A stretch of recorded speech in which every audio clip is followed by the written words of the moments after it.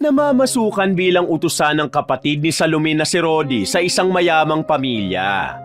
Kumakayod ang kanyang kuya Rodi para lamang mapag-aral siya at mapagtapos. Walang pakialam ang lalaki kung madalas siyang maltratuhin ng mga amo nito. Ang mahalaga lang para dito ay makapagtapos ng pag-aaral ang dalaga. Pero dahil sa isang pangyayari, malalagay sa alanganin ng pamumuhay nila nang matuklasan ng kanyang kuya ang iligal na ginagawa ng pamilya ng kanyang amo. Dahil dito, pagtatangkaan ng mga yun ang buhay nilang magkapatid. Para makaligtas, sinabihan siya ng kanyang kuya na pumunta ng Maynila at huwag nang babalik kahit na kailan.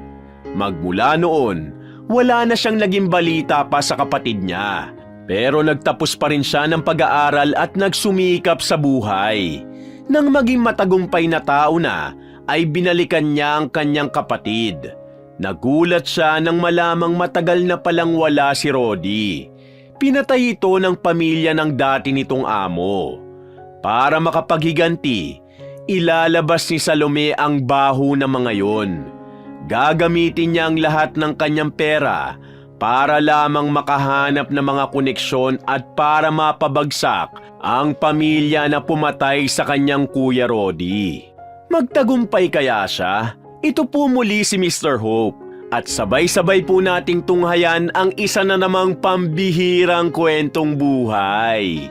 Hindi na mabilang ni Salome kung ilang sasakyan na ba ang dumaan habang nasa harapan ng kanilang paaralan. Alas 5 na ng hapon pero nakatambay pa rin siya roon. Nakauwi na rin ang ibang mga estudyante pero siya nananatili pa rin siya dahil kailangan niyang hintayin ang kanyang kuya Rodi. Ang sabi kasi ng kanyang kuya ay susunduin siya nito. May kalayuan din kasi ang universidad na pinapasukan ni Salome. Wala naman din kasi siyang sobrang pera para pamasahe. Sakto lang ang baon na binibigay sa kanya ni Rodi. Dahil yun lang din naman ang kaya. Kaya naman walang magawa si Salome kundi ang asahan na lang ito na susunduin siya gamit ang bisikleta. Nasaan na kaya si kuya? Mag-aalas 6 na eh. Bulong na lamang sa kanyang sarili at sandaling tinignan ng kalsada. Pero wala pa rin siyang makitang kahit na anino lamang ng kanyang kuya Rodi. Nawalan na siya ng pag-asa. Balak na lang sana niyang maglakad kahit na may kalayuan. Pero nagulat siya nang biglang lumitaw sa gilid ang lalaking si Eric. Kaklase niya ito. Hindi niya alam kung bakit sa mga sandaling yon ay galing pa rin ito sa loob ng paaralan. Oh, bakit hindi ka pa umuwi? Tanong sa kanya ng binata. Ikaw dapat ang tanungin ko niyan. Anong ginagawa mo sa loob at hindi ka pa umuwi? Tanong din naman ng dalaga. Pinatawag ako ni Sir Rivas. May tinanong lang sa akin tungkol sa mga ipinasa kong project last year. Gusto kasi nilang gawing example yung mga gawa ko para dun sa gagawin nilang exhibit next month. Ikaw, anong ginagawa mo rito sa labas? Tumabi pa ito sa dalaga. Hindi naman sila nagkakailangan dahil malapit naman sila sa isa't isa noon pa. Bukod kasi sa magkalugar sila, magkaklase rin sila mula grade 1 hanggang grade 6 sa elementarya. Wala pa kasi si kuya eh. Ang sabi niya kasi susunduin niya ako ngayon. Pero mag-aalas 6 na wala pa rin. Gusto ko na nga lang sanang maglakad eh. Sagot naman ng dalaga. Huwag ka na maglakad. Delikado kasi aabutin ka na ng gabi sa daan. Ang mabuti pa, sumabay ka na lang sa akin. Mag-jeep tayo. Pag-aaya naman ng lalaki. Alam mo, kung may pera lang ako, kanina pa ako umalis. Alam kong wala kang pera kaya nga kita inaaya kasi gusto kitang ilibre. Nako, libre na naman. Baka mamaya singilin mo pa ako. Natatawa na lamang na wika ng dalaga. Magkaiba ang libre sa utang no? May sinabi ba akong utang, Salome? Iritado nitong tugon. Bakit ka galit? Hindi ako galit. Bagal mo kasi makaintindi. Ano, sasabay ka ba o hindi? Kasi alam mo kung talagang darating ang kapatid mo, dapat kanina pa. Kung sa bagay, may tama ka naman. Sige na, ilibre mo na ako. Sagot naman ng dalaga. Sabay na silang naglakad patungo sa terminal ng jeep. Malapit lang naman yun sa kanilang universidad. Mabuti na lamang at nakaabot pa sila roon. Punuan kasi ang mga sasakyan ngayon dahil araw din ng Sabado. Habang nasa biyahe sila, bigla na lamang nakaramdam ng kaba si Salome. Hindi niya alam kung bakit. Huminga na lamang siya ng malalim. Makalipas lang ang halos 10 minuto, tumigil na rin sila sa tapat ng kanilang baryo. Sabay silang naglakad papasok sa kanilang lugar. Napansin naman ni Eric na tahimik siya kaya tinapik siya nito ng malakas sa balikat. Aray ko, bakit? Pag-angal ni Salome. Kanina ka pa kasi hindi nagsasalita. Pakiramdam ko tuloy, ayaw mo akong kasabay. Sabi naman ni Eric. Baliw, pinagsasasabi mo dyan. Sagot naman ng dalaga. Bakit ka nga tumahimik? Wala, bigla lang akong kinabahan, di ko alam kung bakit. Tanging sagot na lamang nito. Nagulat naman ang dalaga nang biglang tumawa si Eric.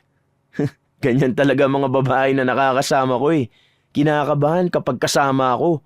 Sa gwapo ko ba naman kasing to, ewan ko na lang talaga. Hindi na lamang pinansin ni Salome ang kahanginan ng kanyang kaibigan. Sanay naman na siya sa sinasabi nito. Noon pa man, medyo mayabang talaga si Eric. Pero kahit ganon, masasabi niyang tunay itong kaibigan. Ilang beses na kasi siyang tinulungan ng binata. Hindi na rin niya mabilang. Kaya naman kahit na papano ay malaki rin naman ang pasasalamat niya rito. Pero kailangan niya nga lang talagang tiisin kapag umaatake ang kayabangan nito. Samantala, nang makauwi siya sa kanilang bahay ay naabutan niyang kakauwi lang din ng kanyang Kuya Rodi. Palabas pa lang sana ito ng kanilang bakuran habang dala ang bisikleta pero napatigil ito nang makita siya. Naku, pasensya ka na Salome hindi na kita nasundo. Ang dami kasing inutos sa akin sa mansyon Pagdadahilan ng lalaki. Ayos lang naman sa akin kuya, isinabay na lang ako ni Eric. Buti nga nandun si Eric Kung wala baka naglakad na lang ako. Sabi niya na may halong pagtatampo at saka pumasok na sa kanilang bahay. Pasensya ka na talaga, hindi ko rin kasi inaakalang maraming ipapagawa ngayon sa mansyon Kanina kasi wala naman kaming ginagawa. Pagdating ni Don Fidel, ang dami niyang kasama. Ayun, nawala na ako ng oras. Hindi kasi ako pwedeng umalis doon kasi ako ang isa sa pinaka-pinagkakatiwalaang utusan ni Don Fidel. Dagdag pa ni Rodi. Kuya, hindi mo na kailangan magpaliwanag kasi naiintindihan ko naman ang trabaho mo. Maswerte na nga ako at may kuya akong sumusundo sa akin. Sabi pa ni Salome. Siyempre naman. Susunduin at ihahatid kita palagi. Isa kasi yan sa mga pangako ko sa mga magulang natin nung nabubuhay pa sila. Hanggat nandito ko, hindi kita pababayaan. Kuya, ikaw naman, alagaan mo rin ang sarili mo. Kapag may gusto kang bilhin para sa sarili mo, bilhin mo. Hindi yung ako na lang palagi ang inuuna mo. Salome, ayos lang naman ako. Kayang-kaya kong bumili ng kahit na ano para sa sarili ko. Pero iba ang sitwasyon natin ngayon Kailangan natin makapag-ipon ng pera para magtuloy-tuloy ang pag-aaral mo. Isa pa, kailangan mo makapagtapos ng pag-aaral para kapag nakahanap ka na ng trabaho, mabibili mo na rin ang mga gusto mo. Magagawa mo na rin lahat ng gusto mo at mabubuhay mo na rin ang sarili mo. Nakangiti pang wika ni Rodi. Tumayo ito at kumuha ng natira nilang tinapay sa kanilagyan ng palaman. Kapag nakapagtapos ako at nagkaroon ng maayos na trabaho, ako na lang ang bibili ng mga gusto mo, kuya. Pangako yan. Sabi ni Salome na mararamdaman ang pagmamalaki sa kanyang tinig. Paano kung sabihin ko sa yung gusto ko ng magandang bahay? Natatawa namang wika ni Rodi. Di bibili ako ng magandang bahay. Hindi lang maganda, malaking bahay pa. Punong-puno naman ang determinasyon na wika ni Salome. Noong mga sandaling yon, kapwa masaya lang ang magkapatid. Simple lang naman ang kanilang buhay. Kahit na sapat lang ang kinakain nila sa araw-araw, nagagawa nilang magpatuloy na para bang walang iniisip na problema. Masaya si Salome sa kung ano man ang estado ng kanilang buhay kasama ang kanyang kuya. Pero isang gabi, habang nasa kalagitnaan sila ng hapunan, biglang may mga dumating na kalalakihan at basta na lamang pumasok sa kanilang bahay. Hinila na mga yun si Rodi. Hinawakan ni Salome ang kanyang kuya para pigilan na mga yun. Ano bang kailangan nyo sa kuya ko? Tanong ni Salome sa mga kalalakihan na maayos naman ang mga suot. Tauhan kami ni Don Fidel. Kailangan naming isama ang kuya mo dahil kailangan siya makausap ng amo namin. Sabi naman ng isang lalaki. Salome, ayos lang ako. Sige na, hayaan mo na. Wika ni Rodi. Anong ayos lang? Kinakaladkad ka nila. Ayos nga lang ako. Wala naman akong ginawang masama kaya nasisiguro kung walang gagawin si Don Fidel sa akin. Sige na, babalik din ako kagad. Kahit na hindi kumbinsido si Salome sa sinabi ng kanyang kapatid, wala na rin siyang nagawa ng harangin na siya ng dalawa pang lalaki. Agad na nakaalis sa mga yon. Balak niya sanang sundan ng mga lalaki pero nakakotse sila. Kung lalakarin naman niya patungong mansyon, aabutin siya ng halos kalahating oras. Kaya naman ang tanging naisip niya ay magsumbong na lamang sa mga pulis. Pero hindi pa man siya nakakalabas, dumating na ang binatang si Eric. Nakita kasi nitong isinakay sa van si Rodi, kaya nag-alala rin ito para sa kanya. Oh, ano nangyayari? Bakit kinuha ng mga si Kuya Rodi? Tanong ni Eric. Tauhan sila ni Don Fidel, Eric. Nag-aalala ako na baka may masamang gawin sa kanya mga lalaking yun. Kailangan natin magsumbong sa pulis. Sabi ni Salome. Sige, halika. Sumama ka sa akin. Hiramin ko lang yung motor ni Papa at pupunta tayo agad sa istasyon. Agad na tumakbo ang binatang si Eric paalis. May dala-dala na itong motor nang makabalik na ito. Mga ilang sandali lang ay narating na nila ang istasyon ng mga pulis. Agad na isinalaysay ni Salome ang mga nangyari. Pero nadismaya ang dalaga nang sabihing bibigyan na lamang sila ng balita kinabukasan.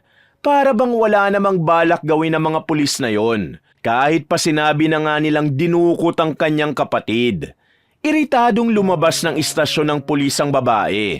Napapamura pa siya sa sobrang dismaya. Ano pa bang aasahan natin sa mga pulis na yan? Sa yaman ni Don Fidel na yun, malamang tuta niya lang din ang mga pulis na yan. Wala talagang makikinig sa atin dyan. Kung pumunta kaya tayo sa bayan, doon natin isumbong si Don Fidel. Baka maayos naman ang mga pulis doon. Suhestyo naman ang binatang si Eric. Hindi, huwag tayong pupunta sa kanila. Mas malala ron. Nabanggit sa akin ni Kuya noon na mas kadikit ni Don Fidel ang mga pulis sa bayan. Sagot naman ang dalaga. Anong gagawin natin ngayon? Ano mangyayari sa kuya mo? Hindi ko rin alam. Sa ngayon, siguro, ipagpaubaya na lang muna natin ang lahat sa Diyos. Alam kong hindi niya naman pababayaan ang kuya. Huminga na lamang ng malalim si Salome. Bumalik na lang siya sa kanilang bahay kasama si Eric. Noong mga sandaling yun, kung sino-sinong santo na ang kanyang binanggit. Hawak din niya ang rosary at paulit-ulit na dinadasal na sana walang mangyaring masama kay Rodi. Dakong 12:00 ng gabi, bumalik na si Rodi. Nakangiti pa ito at may daladalang supot ng pagkain. Agad niya itong nilapitan.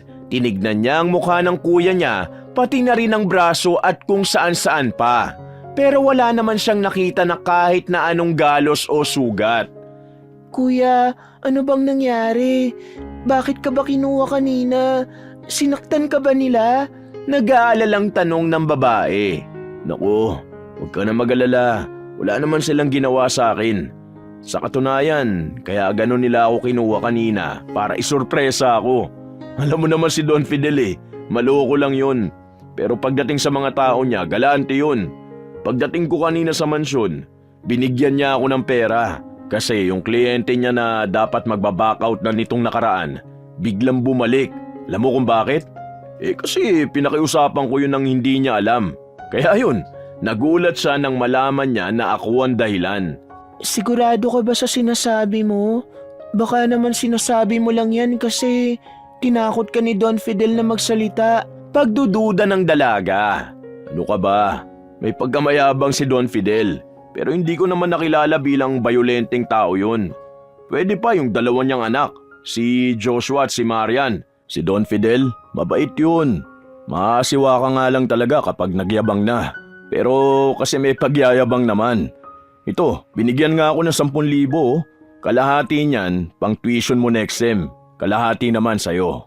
Inabot sa kanya ni Rodi ang isang sobre. At nang tignan nga yun ng dalaga, hindi siya makapaniwala na may ganong halaga silang pera. Kuya naman, yung kalahati sa'yo na. Ikaw nagpakahirap niyan eh. Sagot naman ng dalaga. Yun na nga, kasi baka may mga paggastusan kanyan sa school. Kung ayaw mo, edi kay Eric na lang. Total, nandito si Eric. Pagbibiro pa ni Rodi. Sakto, hindi pa ako binibigyan ni Papa ng allowance oh.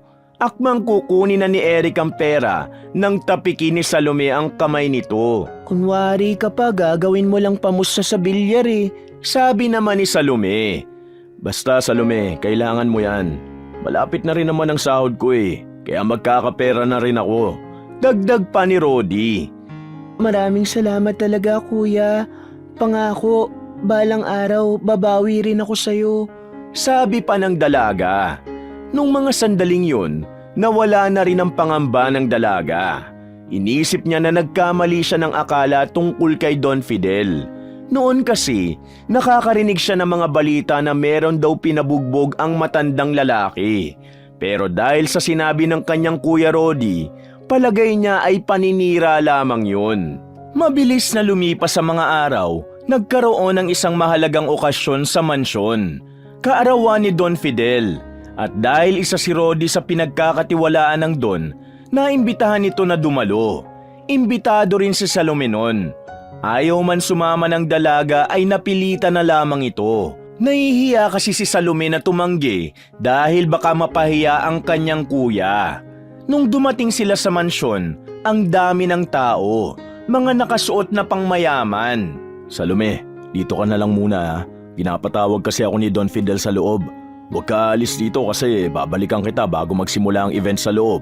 Sabi sa kanya ni Rodi. Sige kuya, bilisan mo ha, wala kasi akong kausap dito.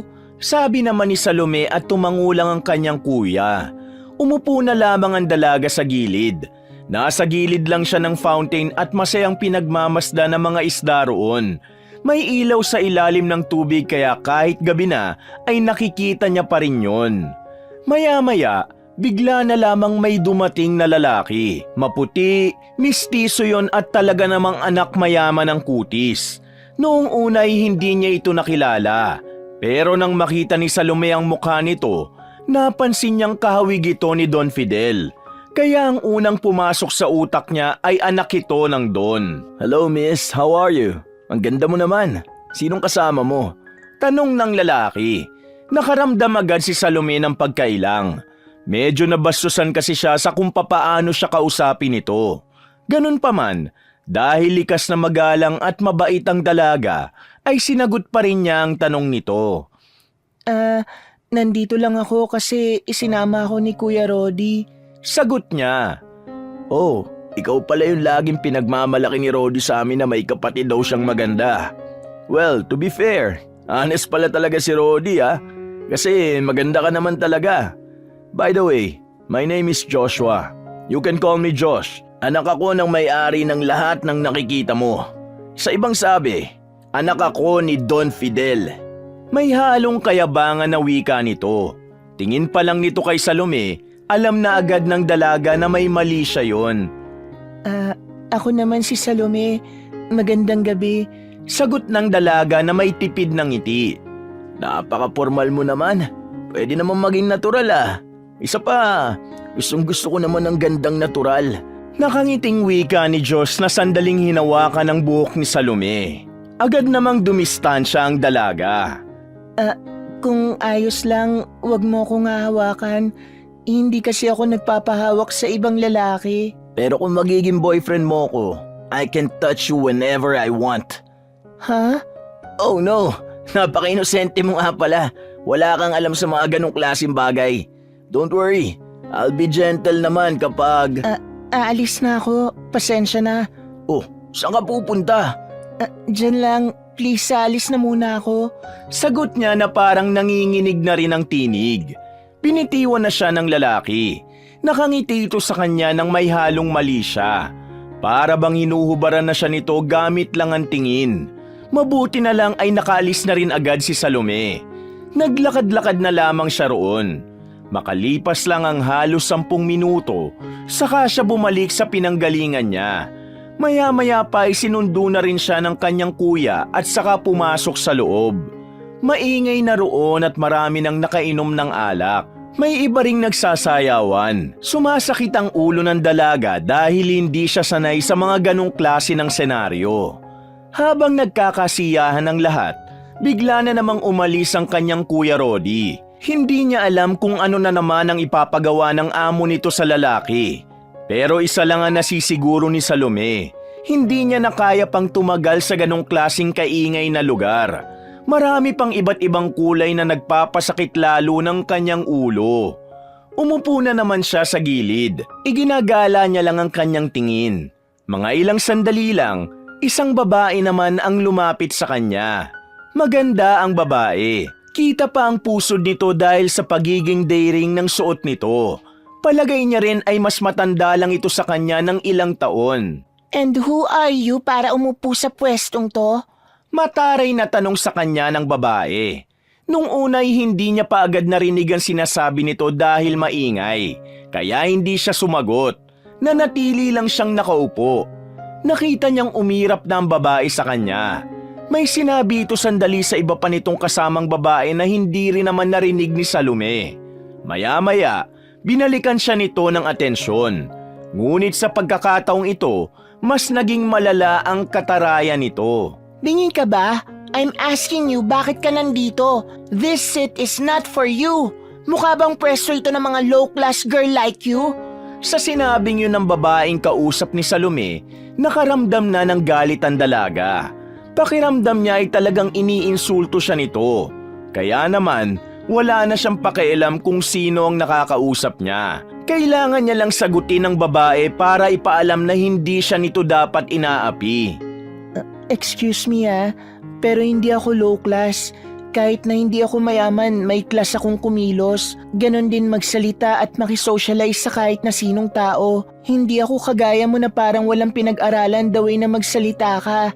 Yan ba ang class na sinasabi mo? Wala akong maramdaman na pagiging disente sa'yo. Wika ni Salome.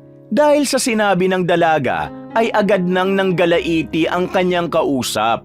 Nakakuyom na agad ang kamao nito na parang kakaunting kibot na lang ay mananakit na ito agad. Pero walang pakialam si Salome. Para sa kanya, walang kahit na sino man ang may karapatan na siya ay insultuhin. Ang kaso nga lang, wala siyang kaalam-alam kung sino ang kaharap niya. Kilala mo ba kung sino ako? Tanong ng babae. Hindi.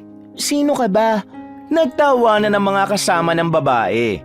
Pero nagulat na lang siya nang biglang abutin ng babae ang kanyang buhok at saka hinila palapit. Sa puntong ito, nakaramdam na ng takot ang dalagang si Salome. Pakiramdam niya ay biglang humina ang tuhod niya. Meron kasi siyang trauma sa mga taong may kakayahang makapanakit. Ako lang naman ang bunsong anak ng taong may-ari ng mansyon na ito. Ako si Marian. At ikaw, isa ka lang daga sa paningin ko. Kaya huwag kang mag-aangas sa akin. You need to know your place if you want to live more years. Hindi ka nababagay dito dahil lahat ng nandito mayayaman. Ikaw, go back to your cave. Wika ng babaeng si Marian na marahas pang binitiwan ng buhok ni Salome. Ang buong akala niya ay matatapos na ang usapan na yun kapag hindi na siya nagsalita. Pero bago umalis ang babaeng si Marian, ay nagulat na lamang si Salome nang bigla siya nitong sampalin. Sa lakas ng sampal ay napaupo siya sa mahabang sofa. Sa pilitan siyang hinila para makabangon at itinulak naman. Stay away from us dahil baka hindi na kita matansya. Go! Wala nang nagawa pa si Salome kundi ang umalis na lang. Ang tapang na meron siya kanina ay agad na naglaho. Bukod sa umiiwas siya sa gulo, ayaw rin niyang mapahamak ang trabaho ng kanyang kuya Rodi. Lumabas na lamang siya. Nakatayo lang siya sa gilid at hinihintay na lamang na matapos ang event na yon at nang makauwi na rin. Ayaw niya rin naman kasing iwan ang kanyang kapatid. Makalipas lang ang ilang minuto, lumabas na si Rodi. Inayos naman ni Salome ang kanyang sarili. Wala siyang balak na ipaalam kung ano man ang nangyari.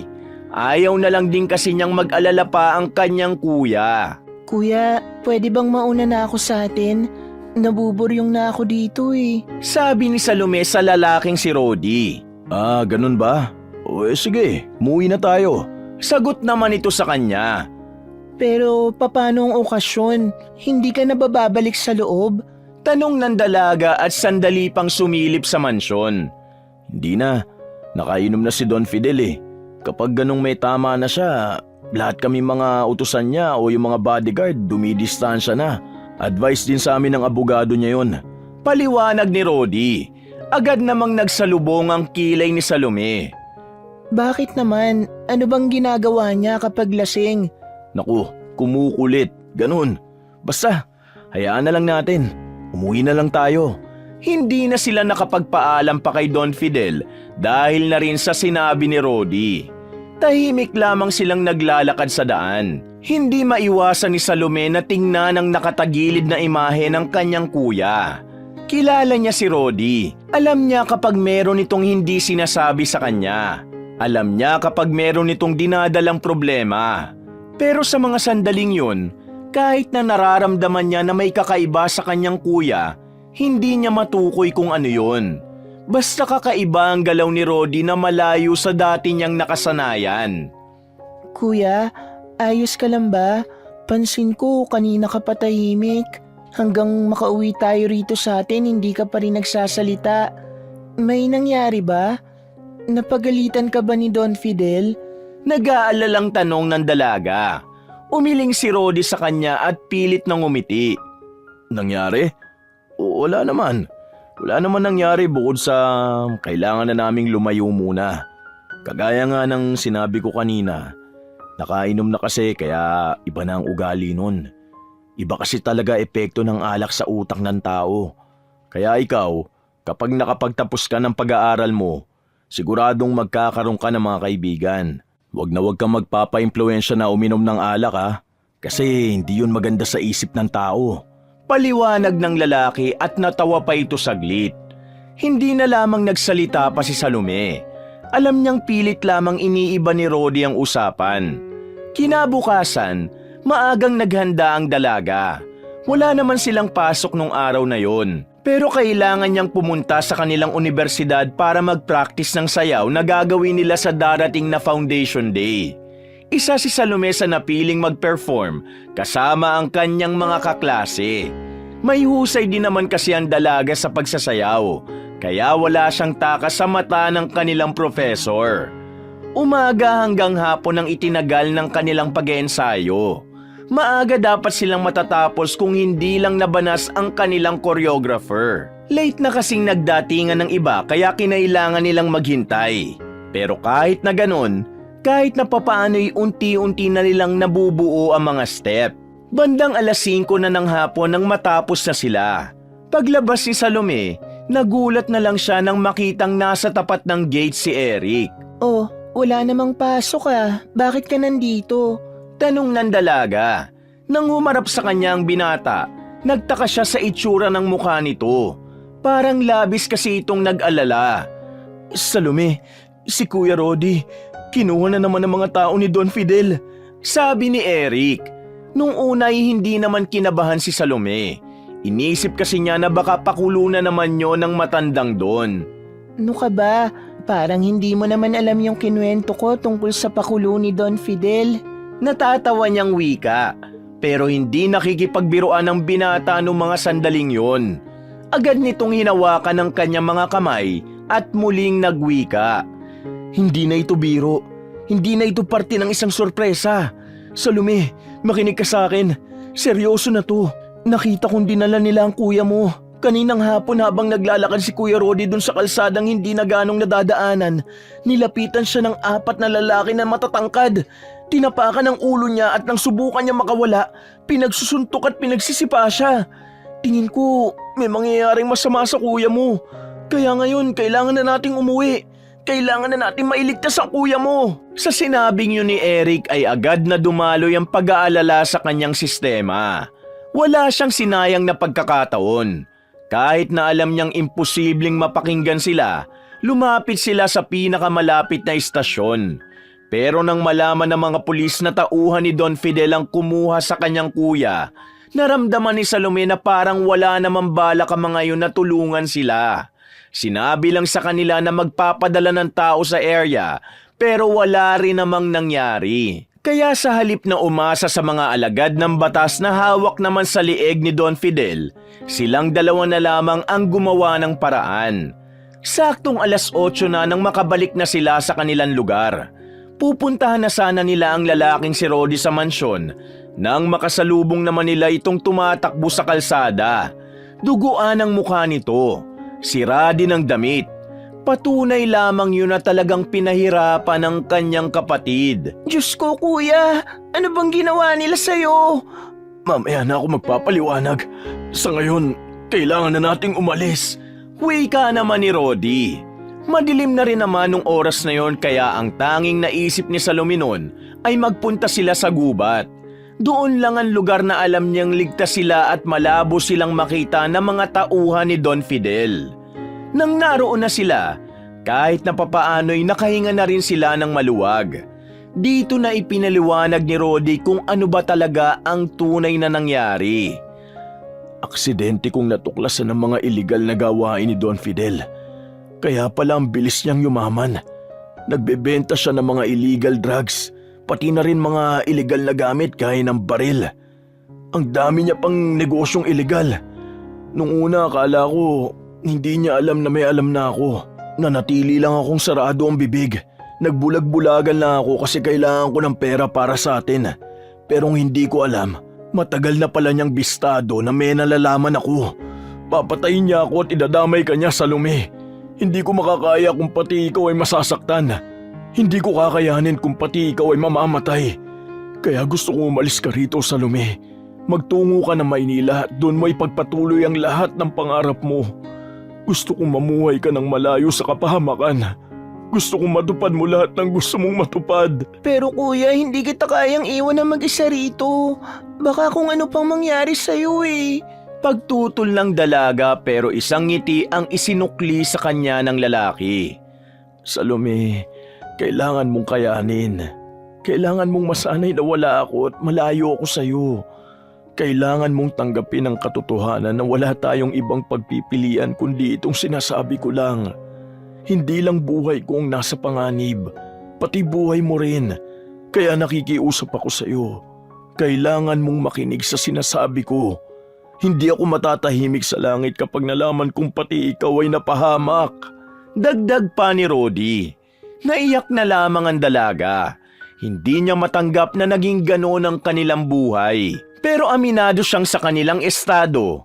Wala talaga silang ibang magagawa. Salome, tama si Kuya Rodi. Kailangan mong tatagan ang loob mo. Kung hindi ka aalis dito, pati ikaw madadamay. Huwag kang mag-alala. Kahit na pumapasok ako, sisilip-silipin ko si Kuya Rodi. Tutulungan ko siya kung ano man ang makakaya ko. Pero ikaw, kailangan mo magpakalayo-layo. Hindi na biro ang nangyayari. Ngayong alam na natin ang tunay na kulay ng Don na yun, malamang sa malamang, hindi rin siya takot pumaslang ng tao. Wika naman ni Eric. Kalaunan, nakumbinsi na rin naman si Salome. Napagtanto niya na mas maiging makaligtas din siya. At tinatak niya sa kanyang isipan na balang araw, babalik siya para pagbayarin si Don Fidel sa lahat ng kasamaan nito. Matapos ang pag-uusap na yun, madaling araw pa lang ay naghanda na ang magkapatid. Palihim silang nakabalik ng kanilang bahay. Nagmamadaling makapag-empake ang dalawa. Patungong Maynila na si Salome. Habang si Rodi naman, bahala na kung saan ito makakapagtago. Sa tulong ng binatang si Eric, nakarating sila ng terminal papuntang Maynila gamit ang kakarag-karag na tricycle. Bandang 6:00, may dumating na ring bus. Agad na niyakap ni Salome ang kanyang kuya. Batid niya na maaaring yun na ang huli nilang pag-uusap. Kaya naman, sobrang higpit ng kanyang pagkakayakap. Magpapakabuti ka ha. Palagi mong iisipin kung ano ang tama. Maging palaban ka ron ha. Huwag ka magpapaapi sa kahit na sino. Pangako, kapag naging maayos na ang lahat, susundan kita. Kailangan ko lang gawin ang tama rito. Kailangan lang matigil ang ginagawa ni Don Fidel. Nang sa ganun, makapamuhay na rin tayo ng payapa. Wika ni Rodi. Kuya, pangako, magtatapos ako ng pag-aaral ko. At kapag nangyari yun, babalikan kita. Ipaglalaban ko ang karapatan natin. At pagbabayarin natin si Don Fidel sa mga iligal at masamang gawain niya. Ipangako mo lang sa akin na pagbalik ko, nandito ka pa. Wika naman ng dalaga. Pangako yan. Sagot naman ni Rodi. Salome, kailangan mo nang sumakay. Dumadami na ang nasa loob ng bus, baka mawalan ka pa ng upuan. Sabi ni Eric na bitbit ang kanyang mga gamit. Salamat, Erica. Maraming salamat. Pasensya ka na kung nadadamay ka sa problema namin. Ingatan mo rin ang sarili mo dahil mahalaga ka rin sa akin. Tumango na lamang sa kanya ang binata. Pumasok na rin siya sa loob ng bus at hindi nagtagal ay umalis na rin sila. Naiiyak na lamang ang dalaga. Hindi niya naisip na darating ang puntong kailangan niyang iwan ang kanyang kuya, na kailangan niyang makipagsapalaran sa Maynila. Makalipas lang ang halos 12 oras na biyahe, nakarating na rin siya sa Maynila. May dala naman siyang pera para sa bahay na uupahan niya. Pinadala sa kanya ng kanyang kuya ang lahat ng naipon nila sa loob ng 4 na taong paninilbihan ni Rodi sa pamilya nila Don Fidel. Hindi naman pera ang pinoproblema ni Salome noong mga sandaling yon. Ang mas iniisip niya, papaano siya makakapag-adjust sa syudad. Sa kanyang paglalakad sa kahabaan ng syudad, meron siyang nakitang isang apartment. Isang tirahan na hindi niya aakalain na magiging tahanan na niya at magiging malaking parte ng kanyang buhay. Unang buwan niya sa Maynila, sobrang nahirapan siya. Hindi niya alam kung anong gagawin. Nang pakiramdam niya ay mauubusan na siya ng pera, napilitan na siyang mag-working student. Hanggang sa lumipas na nga ang ilang buwan at para bang nasasanay na rin siya sa sistema ng syudad. Kahit na papaano, nararamdaman niyang kasama niya pa rin ang kanyang kuya. Dahil halos araw-araw naman silang nagkakausap. Oh, kumusta ka naman ngayon? Pasensya ka na at hindi na ako nakatawag kahapon. Abala kasi ako sa trabaho kahapon eh. Alam mo naman, bago pa lang ako dito sa pinapasukan ko. Wika ni Rodi na nasa kabilang linya. Ayos naman ako rito, kuya. Naku, 1 taon na lang at makakapagtapos na ako ng college. Kapag nakakuha ako ng matinong trabaho, pasusunod na kita rito. Sabi naman ni Salome. Masaya lang sila ng kanyang kuya habang magkausap sa telepono noon. Pero walang kamalay-malay ang dalaga na yun na pala ang huling sandali na maririnig niya ang tinig ni Rodi. Dahil sa sumunod na araw, wala na itong tawag sa kanya. Ang sabi ng may-ari ng telepono sa tindahan, hindi na raw napapadaan ang kanyang kuya para makitawag. Sobrang nag-aalala na ang dalaga. Kaya ang tinawagan niya ay si Eric. Agad naman itong sumagot. Sinabi ni Eric sa kanya na umiiwas ang kanyang kuya sa paggamit ng telepono dahil hanggang sa puntong yun, hinahanap pa rin ito ng tauhan ni Don Fidel. Siniguro ni Eric na nasa maayos namang kalagayan ng kanyang kuya kahit na gano'n ang sitwasyon. Kaya naman, kahit na papaano'y gumaan ang pakiramdam ng dalaga. Makalipas ang 3 taon, tila naging mabilis ang tagumpay para kay Salome. Pagkatapos kasi nitong makapagtapos sa kolehiyo, nagawa nitong makapagtayo ng isang negosyo ng pabango. Hindi rin inaakala ng dalaga na sa maikling panahon ay biglang magiging maingay sa Maynila ang kanyang negosyo. Dahilan para dumugi nito ng mga tao. Dahil dito, sa loob lang ng 2 taon, malaki na ang pinagbago ng buhay ni Salome. May pera na siya. May tuturing na niya ang kanyang sarili bilang kapantay ni Don Fidel. Lumaki kasi ng tuluyan ang kanyang negosyo at nagkaroon pa ng maraming branch sa iba't ibang parte ng bansa. At magkakaroon na rin ng branch sa iba pang lupalop ng mundo. Sa mga nakalipas na taon, patuloy pa rin naman niyang nakakapalitan ng mensahe ang kanyang kuya. Pero mula nung huli nilang pag-uusap, Hindi na yung tumawag. Puro text at chat na lang sa mga messaging app. Iniintindi na lamang ng dalaga dahil iniisip niyang nag-iingat lang din si Rodi para sa sarili nitong kapakanan. Kuya, makakauwi na rin ako dyan. Wika niya habang nakatingin sa larawan nilang dalawa ni Rodi. Plano ng dalaga na bago matapos ang taon, pupuntahan niya ang kanyang Kuya Rodi para magkasama nilang ipagdiriwang ang paparating na Kapaskuhan. Ma'am, ano pong gagawin natin sa mga appointment natin for the next month? Tanong sa kanya ng sekretary na si Shane. Cancel mo muna. At ikaw, wala ka na munang trabaho this month. Huwag ka mag-alala, bayad ka pa rin naman. Gusto ko lang na ilaan mo ang buong December mo sa pamilya mo. Nakangiting wika ni Salome. Talaga po, ma'am. Ang bait nyo naman po. Deserve nating makasama ang mga mahal natin sa buhay sa Pasko. Kaya ikaw, enjoy your holiday with your family. Sagot pa ni Salome.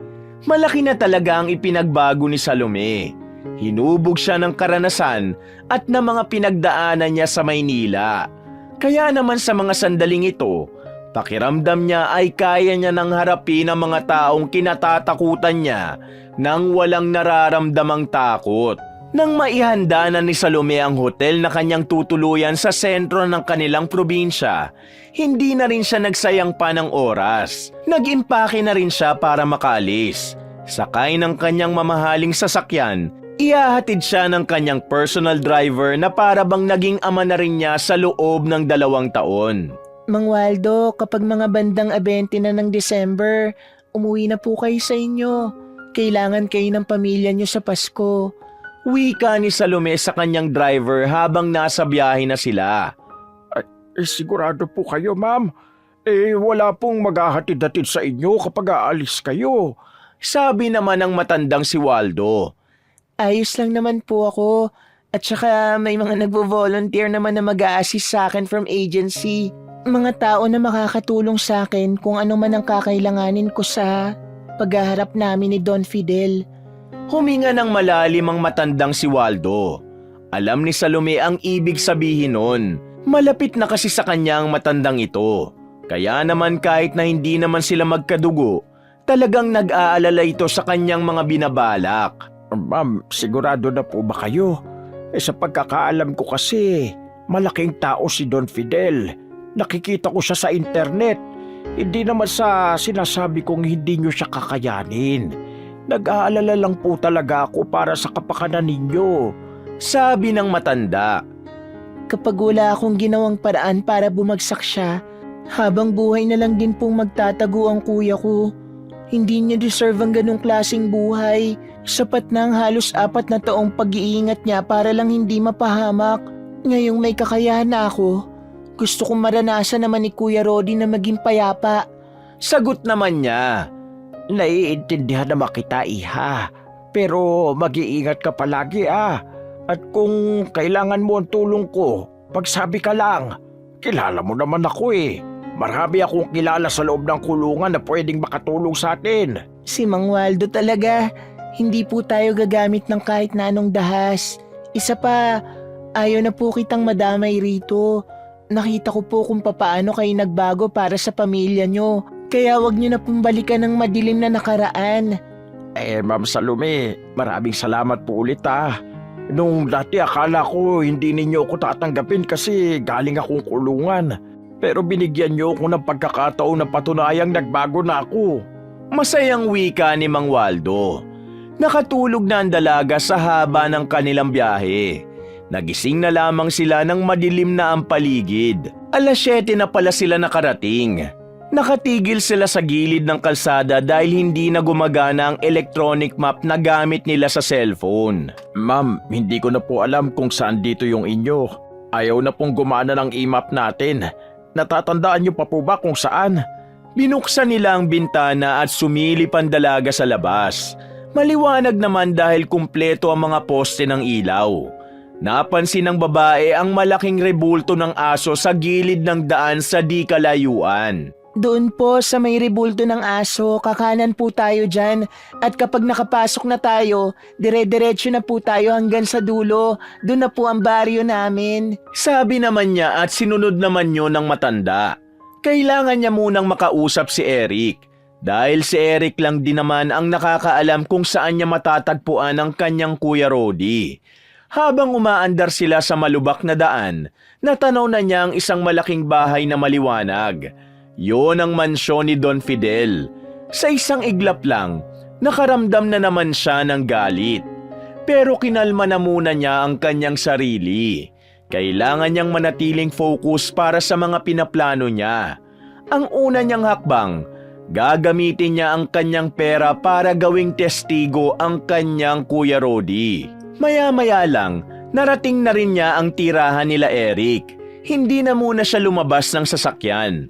Pumarada na muna sila sa gilid at hinintay kung lalabas ba ang binata. Hindi nga nagtagal, nakita nilang dumaan na si Eric. May dala-dala yung timba. Agad namang lumabas si Salome at tinawag ang lalaki. Eric! Salome? Bigotilyo at balbasarado na ang binatang si Eric. Pero nagawa niya pa rin yung kilalanin. Hinila niya si Eric at pinapasok sa loob ng sasakyan. Mang Waldo, dalin mo kami sa lugar na kung saan walang makakarinig sa magiging pag-uusap namin. Wika ng dalaga. Hindi nagsasalita si Eric noong mga sandaling yon. Parang nababahala ang reaksyon ng mukha nito. Nakarating sila sa isang bakanting lote. Wala nang dumadaan na kahit sino roon kaya pinarada na rin ni Mang Waldo ang sasakyan. Lumabas ang dalawa at nag-usap. Agad na tinanong ni Salome ang tungkol sa kuya ng dalaga. Eric, alam kong alam mo kung nasan si kuya. Ituro mo sa akin at sisimulan na namin ang mga dapat naming gawin. Sabi ni Salome. Pero nagtataka ang dalaga kung bakit nananatiling nakayuko at tahimik lang ang binata. Hindi niya alam kung bakit parang hindi ito masaya ngayong nagkita na sila. Kaya naman, hinawakan ni Salome ang magkabilang balikat ni Eric at saka muling tinanong. Nakatingin siya sa mata ng binata. Tinatanong kita, Eric, nasan si kuya? Ano bang problema at hindi ka makatingin ng diretso sa akin? Magsalita ka! Salome, Ano? tumaas na ang tinig ni Salome nung mga sandaling yon. Kaya naman napilitan na ang lalaking si Eric na ipagtapat kung anuman ang tunay na nangyari. Wala na ang kuya mo. Nang marinig yon ng dalaga, tila tumigil ang ikot ng mundo ni Salome. Hindi niya agad na ipasok sa utak niya ang sinabi ni Eric. Noong una, akala niya ay nakikipaglokohan lang sa kanya ang kaibigan. Pero nananatiling seryoso ang lalaki. May luhang tumutulo mula sa mga mata nito. Anong sinasabi mo dyan? Lagi kong katext at kachat si kuya. Tumigil ka nga sa ganyang biro mo, Eric. Hindi ka nakakatuwa, ah. Alam mo ba yon? Sabi ni Salome pero may kaba na rin sa kanyang kalooban. Yung mga text at chat na natatanggap mo mula sa pangalan mo, sa akin yun galing.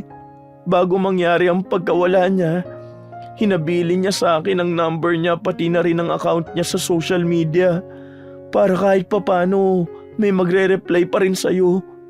Pinakiusapan niya ako na gawin yun, Salome. Kasi alam niyang kapag nalaman mo agad na nasa panganib at napahamak siya, uuwi ka rito at masisira lahat ng pinaghirapan mo sa Maynila. Ayaw niya maging hadlang sa pagtupad mo sa mga pangarap mo. Kaya noong mga panahon na yun, ako ang kinausap niya para paniwalain ka na buhay pa rin siya. Masakit din sa akin yun, Salome, kasi niloloko kita. Pero naiintindihan ko ang kuya mo dahil para din sa iyo yun.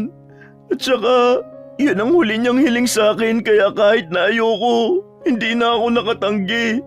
Paliwanag ng binata. Hindi totoong sinasabi mo. Nagbibiro ka lang, di ba?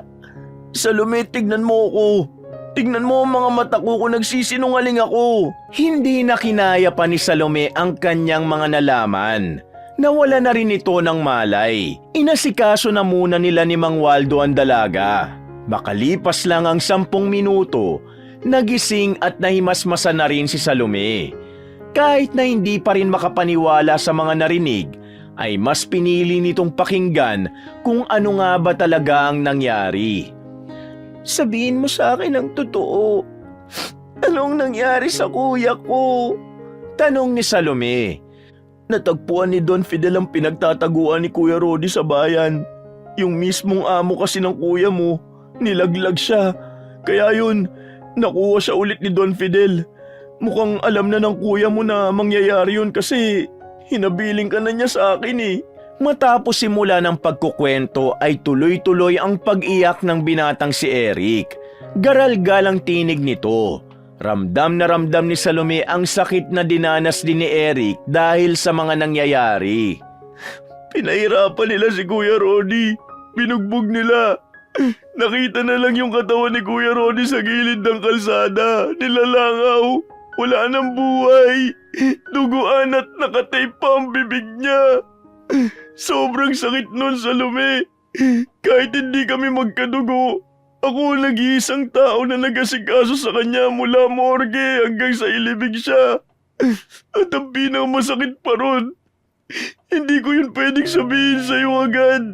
Kasi ayaw ng kuya mo na maudlot ang mga pangarap mo eh. Dagdag pa ng binata. Magkakahalong emosyon na ang naramdaman ni Salome noong mga sandaling yon. Galit, puot at lungkot. Walang paglagyan ng kanyang galit para sa pamilya ni Don Fidel. Noong mga sandaling yon, isinumpa niya na hindi siya papayag na mauwi sa wala ang mga nangyari. Walang hiya si Don Fidel.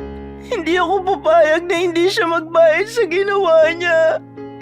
Bibigyan ko ng hustisya ang nangyari kay kuya. Pero Salome, makapangyarihan si Don Fidel. Marami siyang koneksyon na malalapitan niya. Sabi pa ni Eric. Eric, ano sa tingin mo kung bakit ako bumalik dito? Eric, hindi ako babalik dito kung wala akong sapat na lakas para labanan si Don Fidel. Narito ako para singilin siya sa mga ginawa niya. Mang Waldo, pwede bang pakikontak na yung tao natin sa agency? Pakisabi na kumilos na sila. Bukas na bukas din. Haharapin ko na sila at ipaparamdam ko sa kanilang dapat na silang kabahan. Matapang na at matatag na wika ng dalaga. Hindi maiwasan ni Eric na hindi humanga noong mga sandaling yon. Pakiramdam ng binata ay ibang Salome na ang kanyang kasama. Malaki na ang ipinagbago nito. Hindi na ito mukhang magpapaapi. Mukha na itong lalaban sa kahit na anong pagsubok. Pagkatapos ng kanilang pag-uusap, pumunta na muna sila sa isang hotel na nabook ni Salome para sa paninirahan niya. Kalmado na ang dalaga, pero masakit pa rin para sa kanyang wala na nga ang kanyang kapatid.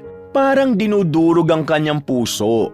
Ni hindi man lang niya kasi naiparamdam sa kuya niya ang maginhawang buhay. Kung kailan nasa tagumpay na siya, ay nawala naman si Rodi. Ang laki na ng pinagbago mo, Salome.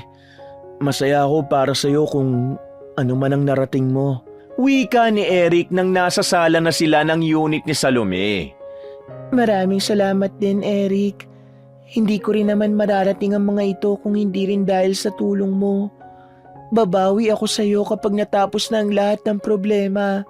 Sagot naman ang dalaga. Hindi naman kailangan. Masaya akong tumulong sa'yo. Kasi mula noon hanggang ngayon wala naman akong ibang hangad kundi ang kaligtasan mo. Nakangiting sagot ni Eric. Nadamay ang kabuhayan mo.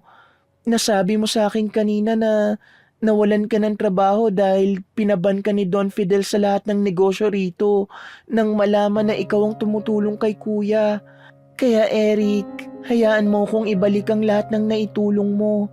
Hindi dahil yun ang kapalit, kundi dahil bilang paggalang at pagpapahalaga ko sa lahat ng ginawa mo para sa amin.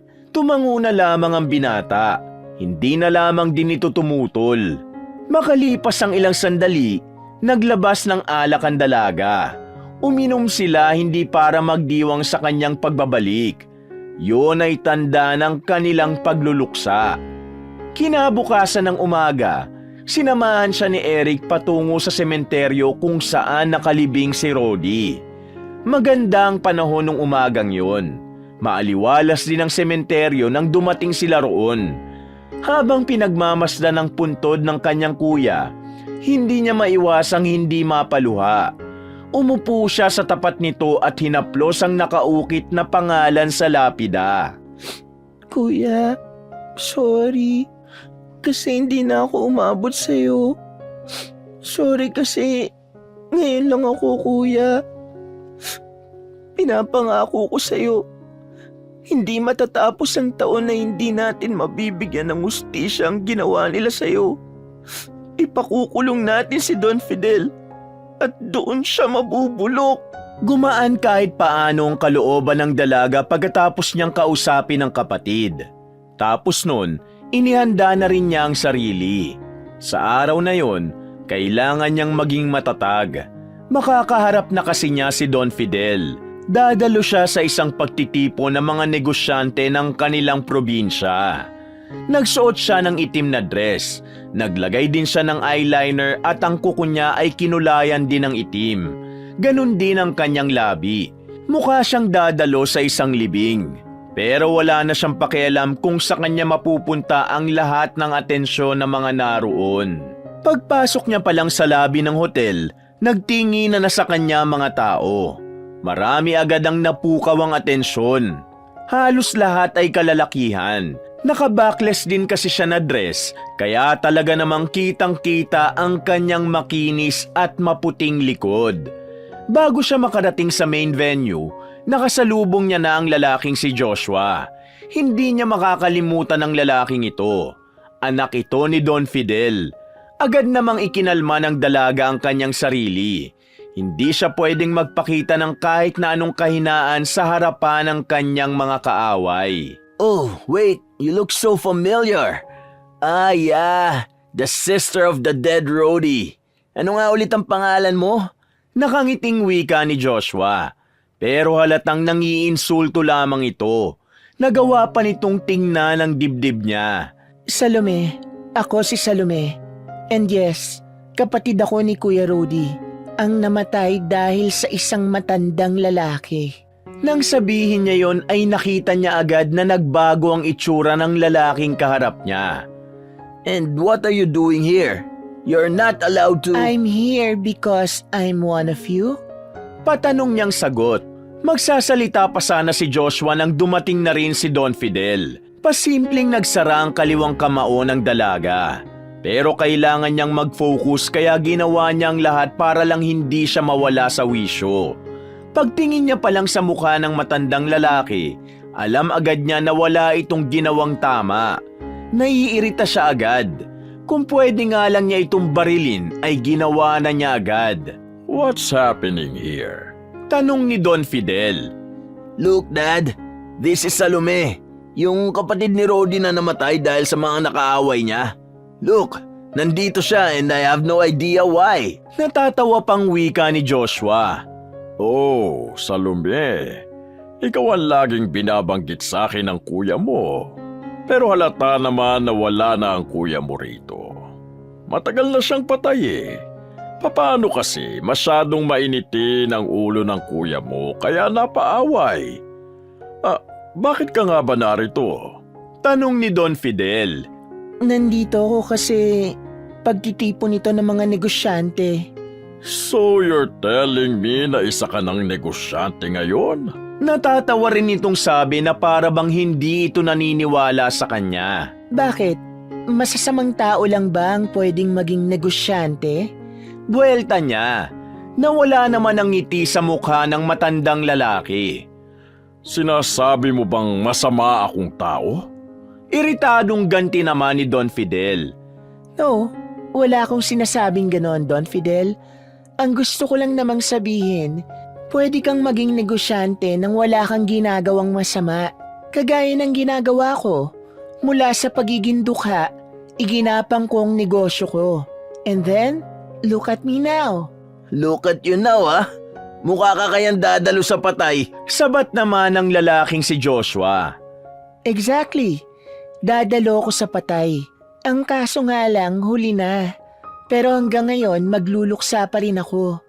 Ito ang tanda ng pagluluksa ko para sa pagkawala ng kuya ko dahil sa mga taong halangang kaluluwa. Sabi pa ni Salome. Malakas ang tinig nito kaya marami ang nakakarinig sa kanyang mga sinasabi. Tiningnan niya sa matang Don. Para itong nanggagalaiti ngunit nagpipigil lamang. Ibang Salome na ang kaharap nyo ngayon, Don Fidel. Hindi na ito yung Salomeng naririnig nyo lang dati kay kuya. Kaya Don Fidel, mag-iingat ka sa mga kilos mo. Kasi konting pagkakamali mo lang, baka pagsisihan mo sa bandang huli. Pinagbabantaan mo ba ako? Pinagbabantaan? Hindi. Ituring mo itong biyaya.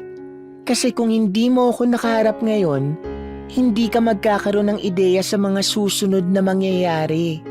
Sabi ni Salome at nagpakita pa siya ng nakakalokong ngiti. Pinagpatuloy na lamang ni Salome ang kanyang paglalakad papasok ng venue. Umupo siya sa bakanting lamesa at saka kumuha ng wine. Kitang-kita sa kanyang kilos ang pagiging formal, disente at higit sa lahat ang pagiging elegante. Pakiramdam ni Salome na bahala sa kanya ang mag-amang Fidel at Joshua. Bagay na kahit papaano nagbigay sa kanya ng lakas ng loob. Habang mag-isa sa kanyang kinalalagyan, isang babae ang lumapit sa kanya. Pag-angat niya ng kanyang tingin, nakita niya agad ang pamilyar na mukha. Walang iba kundi ang babaeng si Marian. Kasama na naman ito ang mga kaibigan nitong kapareho ng ugali. Alam na agad ni Salome ang mangyayari, kaya handa na siya roon. Nangyari na rin kasi yon ilang taon na ang nakakalipas. Pero ang pagkakaiba ngayon, hindi niya nahahayaang apihin siya ni Marian. At sino ka naman? Bakit narito ka sa pwesto namin? Tanong ni Marian, nakataas pa ang isa nitong kilay. Pwesto? May nakalagay bang pangalan dito? Wala akong makita kaya sorry. Tanging sagot niya. Nagkatinginan ng mga taong naroon. Tila nakakagawa na rin sila ng eksena. You know what? You remind me of someone. And that someone is me, Marian, na anak ni Don Fidel. Nakangisi niyang sabi. Nanlaki naman ang mata ng babae sa kanya. And who the hell are you? Iritadong tanong ni Marian. Me? Hindi mo na ako naaalala? O sadyang hindi ka nakakaintindi sa sinabi ko ngayon? Ako ang taong sinampal mo noon sa parehong senaryong ito. Pero ang pagkakaiba lang, hindi mo na magagawa yun ngayon. Kasi hindi na ako aatras sa'yo. Matapang niyang sabi. Kitang-kita naman ang pagsisimula ng gigil ng babae. How dare you talk to me like that? Anak ako ng pinakamayamang negosyante ng probinsyang ito.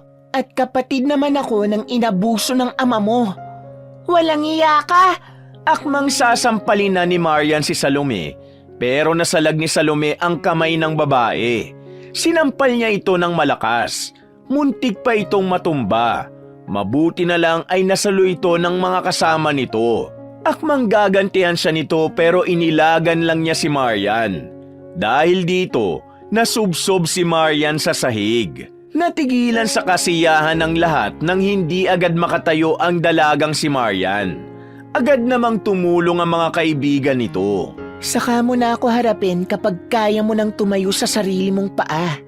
Hindi yung matapang ka lang kasi meron kang ama na halangang kaluluwa. Hinawi ni Salome ang kanyang buhok. Ngumiti siya ng nakakaloko sa lahat ng tiningnan niya. Sandali niya munang pinagmasdan si Marian habang nanggagalaiti ito. Naglakad na rin siya ng mabilis nung mga sandaling yon. Yun na ang simula ng pagpaparamdam ni Salome ng kanyang paghihiganti. Patikim pa lang niya ang mga yon. Pero ramdam na ramdam niya ang pagkagimbal ni Don Fidel. Hindi pa nagsisimula ang event ay umalis na siya roon. Tinungo na niya agad ang kanyang sasakyan kung saan naghihintay si Mang Waldo at si Eric. Kumusta? Ano nangyari sa loob? Tanong ni Eric sa kanya. Pinatikim ko na sa kanila kung sino na ako ngayon. Kitang-kita ko sa mukha nila ang gulat. Tingnan lang natin kung ano magiging reaksyon nila kapag nakahanap na ako ng mga ebidensya sa mga illegal nilang gawain. Sabi ni Salome. Ngumiti ng nakakaloko ang dalaga. Pero sa kaloob-looban niya, hindi niya pa rin maiwasang hindi kabahan. Batid niya sa kanyang ginawa, mapapaisip na rin ang kanyang mga kalaban. Kahit na ganun pa man, wala na siyang dahilan para umatras pa. Tuloy-tuloy na ang kanyang mga plano. Isusugal niya ang lahat ng meron siya, maipakulong lamang si Don Fidel. Pumuntong hininga na lamang si Salome at nagsimula na rin silang bumiyahe. Magaan ang pakiramdam ng dalaga nang makauwi na sila sa hotel. Magkasama sila ni Eric sa iisang unit, pero magkahiwalay ng kwarto. Ginagawa nila ito para mas madali nilang magawa ang kanilang mga plano. Nakausap ko yung mga tao mo kanina. Ang sabi nila, minamanmanan na nila yung isa sa mga katiwala ni Don Fidel sa isa sa mga negosyo niya. Meron din silang nakuhang impormasyon, pero kailangan pa nilang ma-verify kung legit. Salome, konting-konti na lang. Mailalabas na rin natin ang baho ni Don Fidel. Hindi magtatagal, makakamit na rin natin ang hustisya para sa kuya mo. Sabi ni Eric, mararamdaman ang pagkasabik sa tinig nito. Huwag muna tayo maging kampante.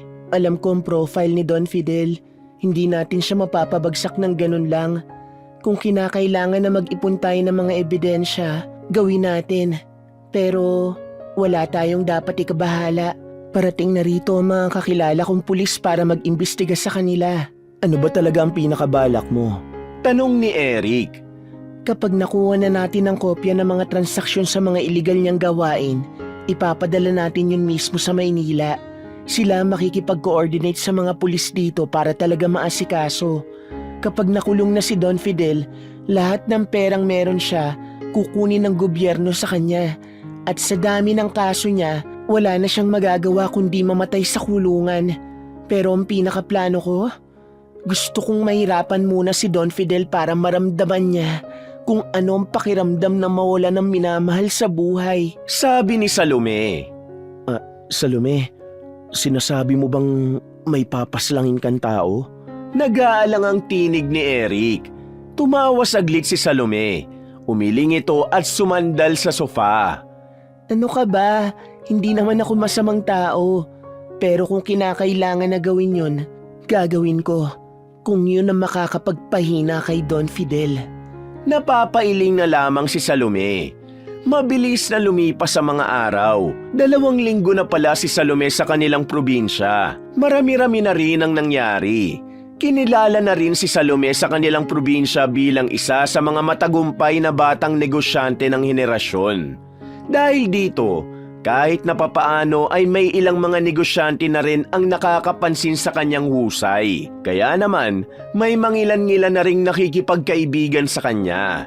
Bagay na alam niyang makakatulong sa kanya para magkaroon ng maayos na koneksyon sa maraming bagay. Habang tulala siya sa sala, dumating ang lalaking si Eric. May dala-dala itong brown envelope na agad namang ibinigay sa dalaga. Tignan mo mga larawan na yan. Larawan niya ng panganay na anak ni Don Fidel. Bungad ni Eric sa kanya. Si Joshua?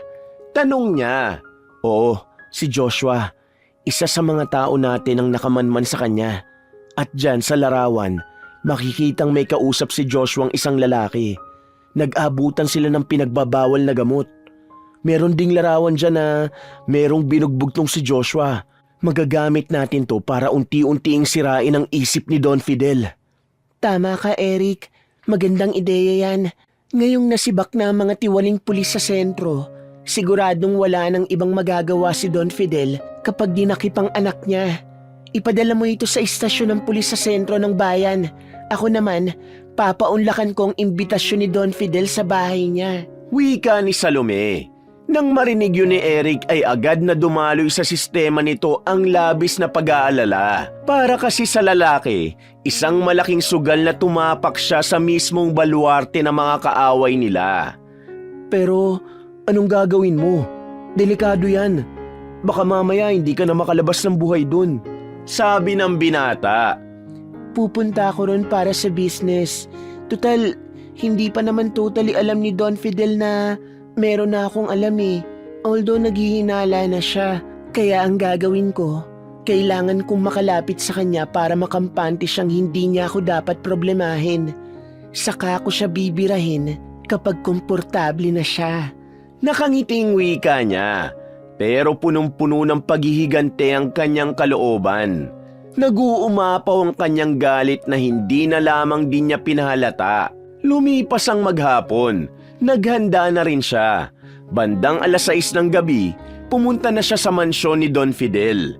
Maayos na ang sagot niya, maliwanag ang ganda niya. Kumikintab siya dahil sa mga diamanting nakasabit sa kanyang dress. Ganun na rin ang mga alahas na kanyang suot. Nang makababa siya ng sasakyan, inalalayan siya ng isang babae na tingin niya ay kaedad niya lang din. Dinala siya ng babaeng yun papasok ng mansyon. Sa kasamaang palad, nakasalubong niya pa sa daan ang dalagang si Marian. Pagkakita pa lang sa kanya nito, agad nang lumapit ang babae sa kanya. Akmang sasaktan siya ni Marian nang humarang naman ang mga tauhan ni Don Fidel. Anong ginagawa mo sa bahay namin? Are you mocking me? Ano, nandito ka para ipamukha sa akin ang ginawa mo? Bitiwan niyo nga ako! Kalagkarin niyo palabas ang babaeng yan dahil salot yan sa buhay ko! Pinahiya niya ako sa event nung nakaraan! Wika ni Marian pero parang wala namang pakialam sa kanya mga lalaki. Nakahawak pa rin ang mga yun sa braso niya para pigilan siya. Stop acting like a child, my God! Grow up, Marian. Nangiinsultong sagot ni Salome. Wow! Coming from you Tingnan mo nga ang sarili mo. Baka nga kaya ka lang yumaman dahil nag-asawa ka ng matandang mayaman. At ngayon, nandito ka siguro sa mansyon dahil ang daddy ko naman ang balak mong makuha. Buwelta ni Marian pero tinawanan lang ito ni Salome. Narito ako para sa business na kailangan namin pag-usapan ng ama mo. Kaya kung wala kang alam sa negosyo, pwede bang wag mo kong abalahin? Dahil kapag nagbagong isip ko, ikaw rin naman ang malilintikan kay Don Fidel. Sabi ni Salome. At sa puntong ito, tila ba natauhan si Marian. Mababakas ang pagkabahala nito sa sariling ama. Ilang sandali lang ay dumating na rin si Don Fidel.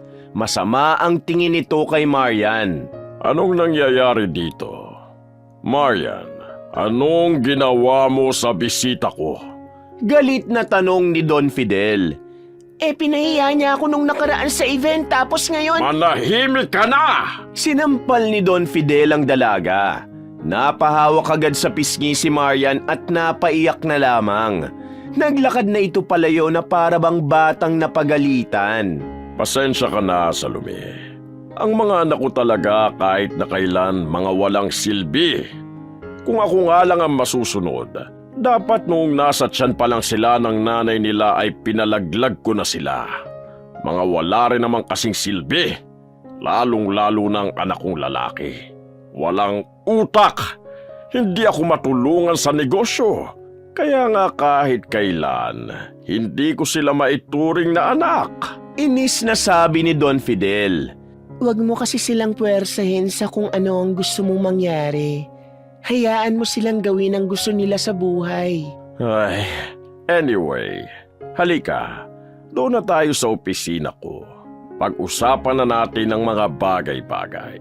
Sumunod si Salome sa matanda. At kahit na gustong-gusto niya ng sakalin yun habang naglalakad sila, pinipigilan niya naman ang kanyang sarili.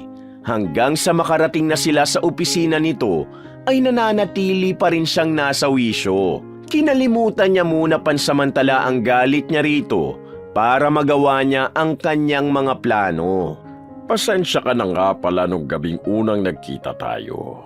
Akala ko naman kasi ako ang pinatatamaan mo. Nakangiting wika ng matanda. Bakit naman magiging ikaw yon? Hindi ka naman yata masamang tao. At saka nung nabubuhay pa ang kuya ko, sinabi niya sa akin na kung balang araw magiging businesswoman ako, ikaw ang dapat lapitan ko para maging partner.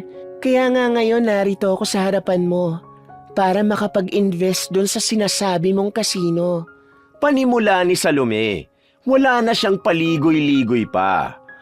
Masaya akong lumapit ka sa akin para dito. Ang totoo niyan, hindi ko rin inakala na ang kapatid ng bata-bata ko noon ay mag-i-invest sa malapit ko ng buksan na negosyo. Well, ilang araw na lang at opening na ng kasino ko na yon. At ang perang i-invest mo sa akin, pinapangako kong lalaki agad yan, wala pang 1 taon. Well, may tiwala naman ako sa'yo. Nakikita ko ang lahat ng negosyo mo ay successful naman, kaya hindi naman malabong maging successful din tong kasino. Pero bago tayo tumuloy sa kontrata, gusto ko lang munang malaman kung ako lang ba ang nag-invest sa kasino mo. You know, gusto ko lang ding makasiguro na bukod sa akin, meron pang nagtitiwala sa'yo. Sabi ni Salome sabay sandal sa sofa. Oh, yes. Lahat ng kumpare ko, mga kakilala kong politiko at lahat ng kakilala kong mayaman, kagaya natin. Nag-invest sila rito para maitayo talaga ang kasino ko na ito. Ito kasi ang kauna-unahang kasino na maitatayo sa probinsya natin. Kaya siguradong magiging patok ito. Nakikilala tayo bilang isa sa mga negosyanteng talaga namang may kakaibang progresibo pagdating sa pagpaparami ng pera. What about the license? License? Hindi mo na kailangang intindihin yun. Kahit wala na ang mga kaibigan ko sa sentro, malakas pa rin ang kapit ko. Sila ang magsisilbi kong lisensya. Okay, I will now sign the contract. Then babalik ang abogado ko rito mamaya para sa money. Before that, pwede ko ba munang malaman kung bakit ka pumayag na mag-invest dito? Kahit na sinabi ko pa sa'yo na medyo illegal ang kasino na ito dahil sa permit to operate. Tanong ni Don Fidel. Inaasahan na talaga ni Salome ang tanong na ito kaya naihanda na rin niya ang kanyang sarili. Maniniwala ka ba kapag sinabi ko sa iyong yumaman ako hindi lang dahil sa pagbebenta ng pabango, kundi dahil na rin sa mga bagay na alam mong ginagawa mo rin? Siguro naman nasagot ko na ang tanong mo. Sabi ni Salome. Sa mga salita niyang yun, madali niyang nauto si Don Fidel. Hindi nga siya nagkamali na pagdating sa pera, sarado na ang utak ng matandang kausap niya. Alam mo, ginugulat mo ko. Mukha kang anghel pero may kademonyohan ka rin pala. Hindi ba magagalit ang kuya mo niyan sa langit? Natatawa nitong wika. Malamang sa malamang magagalit siya, pero hindi kasi ako naisalba ng mga kabutihang itinuro niya. Kaya wala naman na siguro siyang magagawa. Ginantihan na lamang niya ang pagbibiro ni Don Fidel. Pero ang totoo ay sukang-suka na siya sa kanyang mga pinagsasasabi. Natapos ang kanilang pag-uusap, nakapirma na rin ang dalaga. Malaki-laking pera ang inilabas niya. Pero hindi siya manghihinayang na masayang yon kumpara naman ito sa pagkakakulong ng matandang si Fidel. Mabilis na lumipas ang mga araw, dumating na ang itinakdang oras ng pagbubukas ng kauna-unahang kasino sa kanilang probinsya. Malaki ang kasino na ito at ayon sa pagsasaliksik ni Salome, halos 2 taon din pala itong ginawa. Noong gabi ng paghahanda, sabik na si Salome kung ano ang mga mangyayari. Dahil sa mismong gabi na rin yun, doon niya isasagawa ang kanyang pinaplano. Na kapag naging matagumpay ang lahat ng ito, siguradong unti-unti nang mapipilay ang kapangyarihan ni Don Fidel. Habang nasa sala pa ng kanyang unit, kausap niya si Eric. Na-clear na namin ang loob ng kasino. Walang tao sa loob. Hindi magkakaroon ng tao ron hanggat hindi natatapos ang grand opening sa labas. Merong stage sa tapat ng kasino. Doon formal na bubuksan ang operasyon ng kasino. Kaya pagtapos nun, saka palang papapasukin ng mga tao. Kaya dapat, mas maaga na nating magawa ang binabalak natin. Salaysay ng lalaki. Kumusta ang mga tao natin? Tanong ni Salome. Naghihintay na lang sila ng hudyat mo. Ilang minuto na lang at magsisimula na ang grand opening.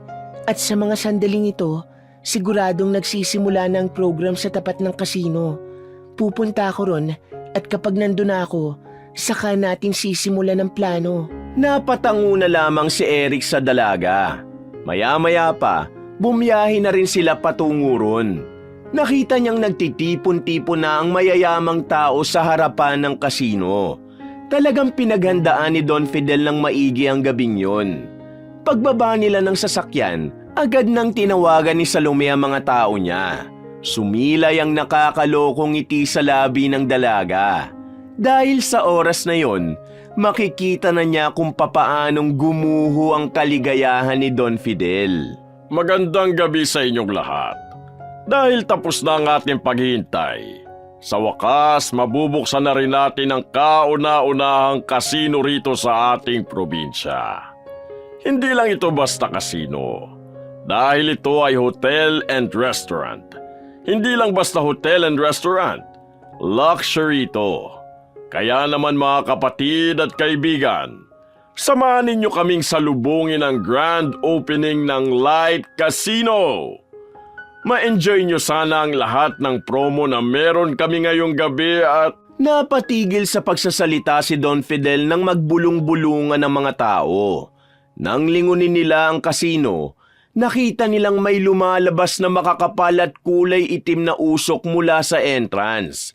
Kasunod nito, mabilis na kumalat ang apoy sa loob. Hindi makapagsalita si Don Fidel noong mga sandaling yon.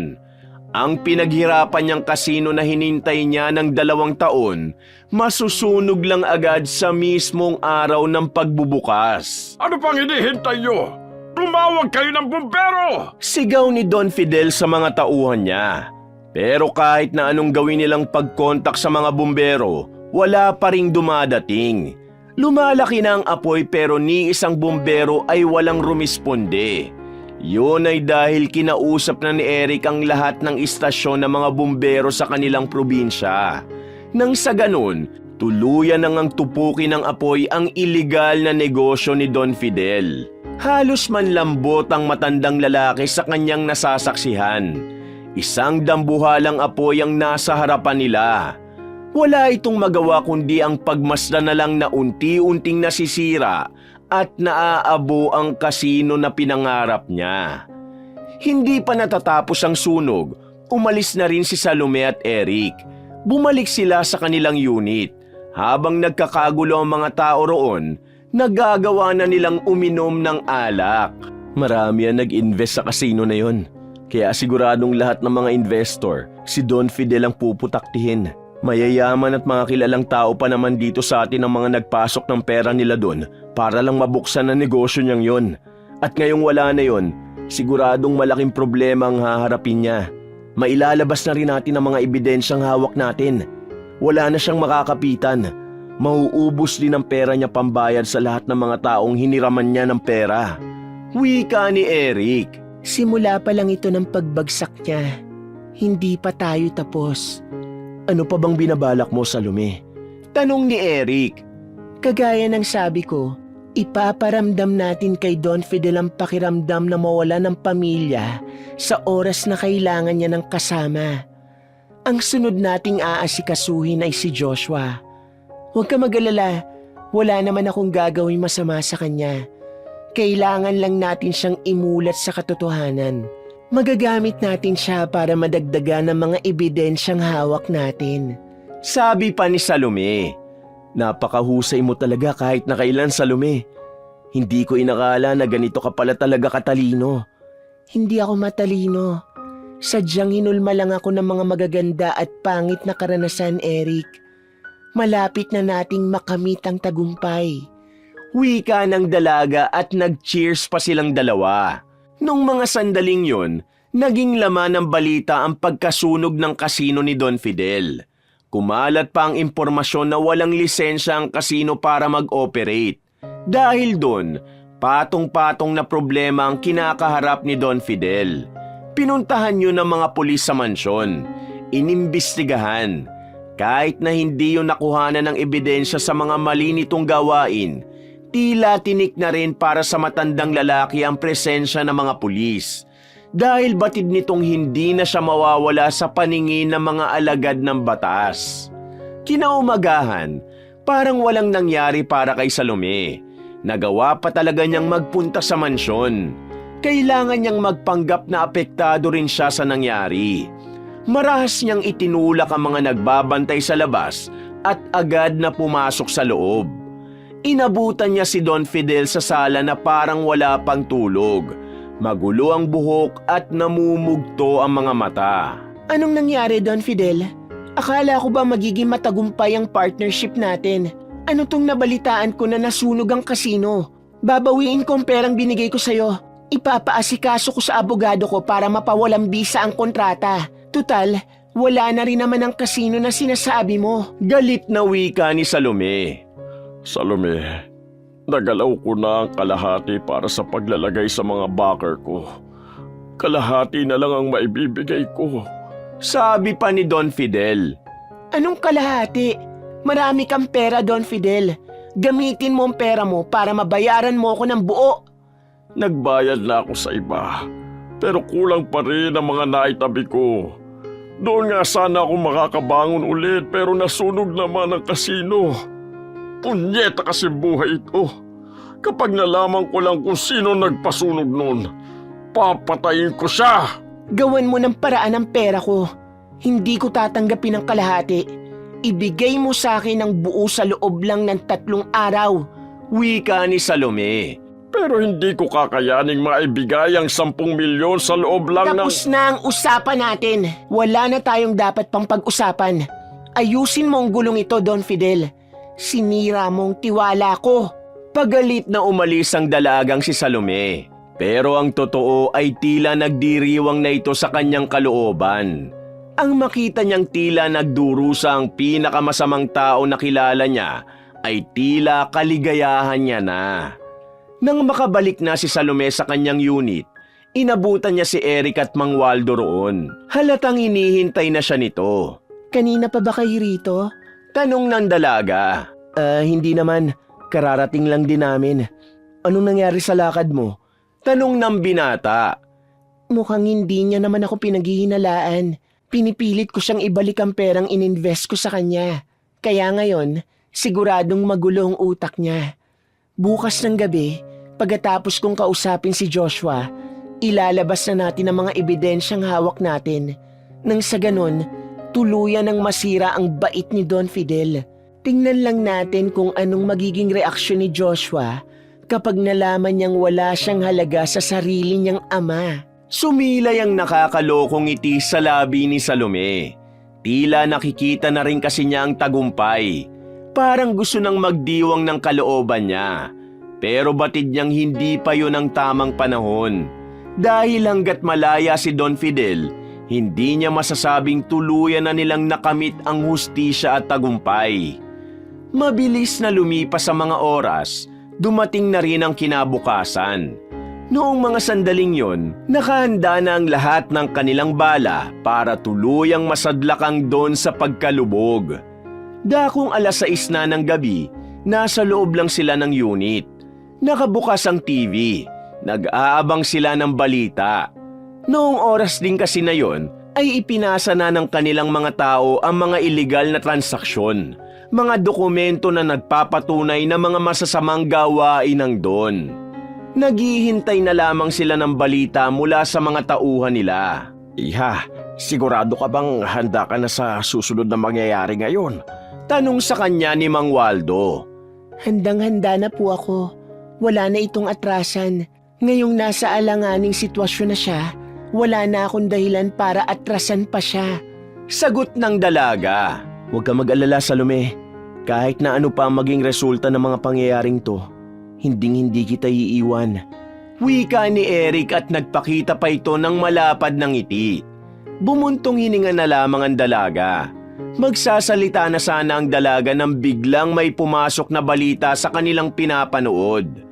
Nakita nila ang isang video na kung saan may kausap si Don Fidel na isang sindikato. Nakikipagkasundo ito sa mga yun para sa isang truck ng illegal na droga. Nagtaka si Eric. Hindi kasi nito alam kung saan nanggaling ang video na yon. Salome, sino nagpadala ng video na yan? Wala yan sa mga ipinasa naming ebidensya.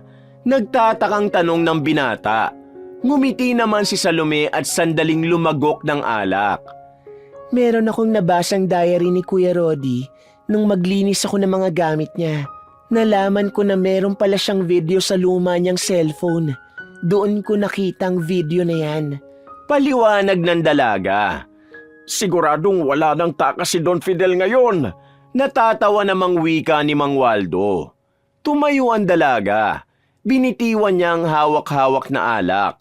Noong mga sandaling yon, handa na siyang gawin ang huling hakbang niya. Hindi na siya magpapatumpik-tumpik pa.